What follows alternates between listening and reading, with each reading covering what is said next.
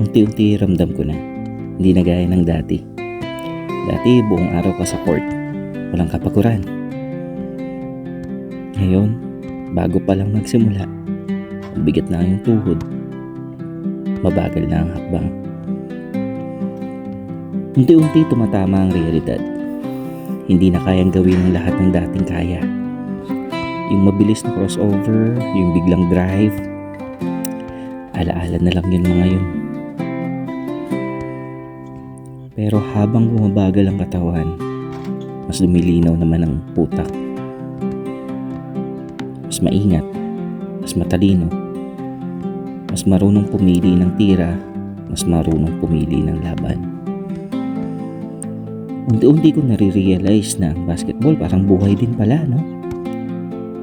Nung kabataan mo, puro bilis, puro lakas. Doon ka nakadepende. Pero pag nasa midlife ka na, mas mahalaga na ang wisdom, timing, yung pasensya. Unti-unti bumabagal nga ako. Pero unti-unti rin akong nagiging mas totoo. Mas marunong pumili ng laban. Mas marunong magpahinga.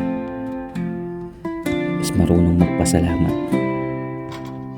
At kagaya ng basketball, sa buhay, hindi laging panalo ang sukatan. Ang mahalaga, patuloy kang lumalaban. Kahit mabagal, kahit masakit, tuloy ang laro, tuloy ang buhay.